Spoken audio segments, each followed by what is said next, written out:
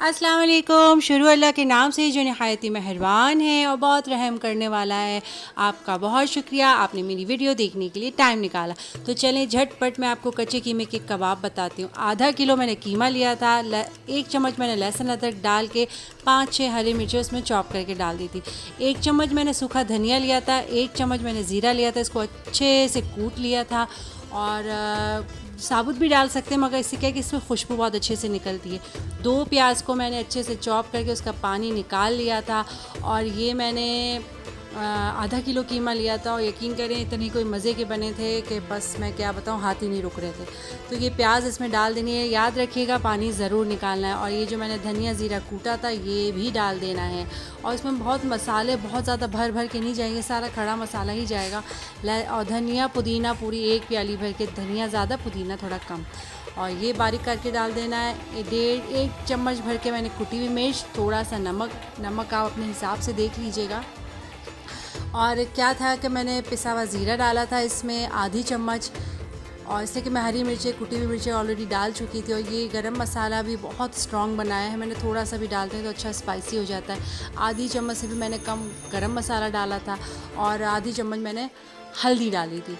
और इसके बाद मीठा सोडा लाजमी डालना है, या बेकिंग सोडा आधी चम्मच से भी समझ ले थोड़ा सा कम, इसलिए कि इससे क्या होता है कि वो अच्छे से अंदर से ज़रा जूसी भी हो जाते हैं, वो अच्छे से फूल जाते हैं और टेंडर भी हो जाते हैं।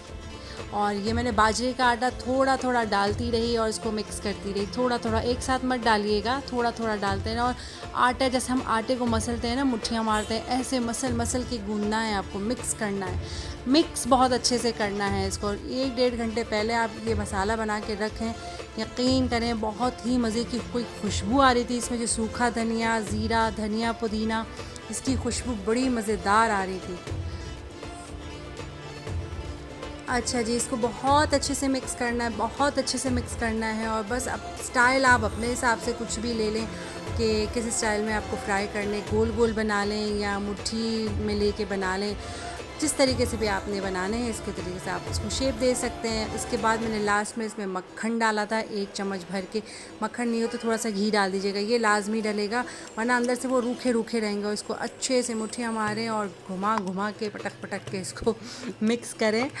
अच्छा जी, और आज की रेसिपी बड़ी मज़ेदार थी, बड़ी ही ज़बरदस्त बने थे। और चटनी मैंने बनाई थी उसके साथ, तो और ही लजीज लग रहे थे। और बस क्या था, जब मैं ये कुछ बनाती हूँ तो तैयार हानिया है कहती है हानिया मम्मा क्या के बनाया है, लिए। टेस्ट मेरा कराओ। जो भी मैं बनाती हूँ हर चीज़ हानिया टेस्ट करके बताती है। हानिया कैसा बना है, खा के बताओ। अभी मुझे खीरा भी मिलेगा।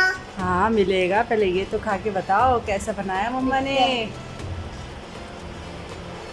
अभी यम्मी।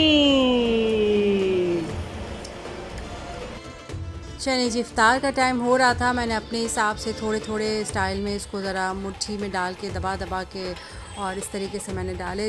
तेल मैंने गरम कर लिया था, मगर फिर बाद में मैंने स्लो कर दिया था, इसलिए ये कीमे के हैं तो ये कच्चे रह जाएंगे, तो स्लो पे पकाएं। तो टाइम का ख़्याल रखिएगा, थोड़ा जल्दी फ्राई कर लीजिएगा, 10-20 मिनट पहले। स्लो पहले अंदर से ही पक गए, इसके बाद फिर मैंने बाद में आँच तेज़ करी। और बहुत मज़े के थे, बहुत यमी थे। बाद में मैंने और समोसे भी फ्राई करे थे और आलू के पकौड़े भी बनाए थे। आज की बस मेरी यही वीडियो थी। अपना बहुत ख्याल रखिएगा, खुश रहें, खुश रखें, दुआओं में याद रखिए और अपना बहुत ख्याल रखिएगा। फिर किसी वीडियो में, फिर किसी व्लॉग में मिलती हूँ। अपना बहुत ख्याल रखिएगा। अल्लाह हाफ़िज़, टेक केयर एंड बाय।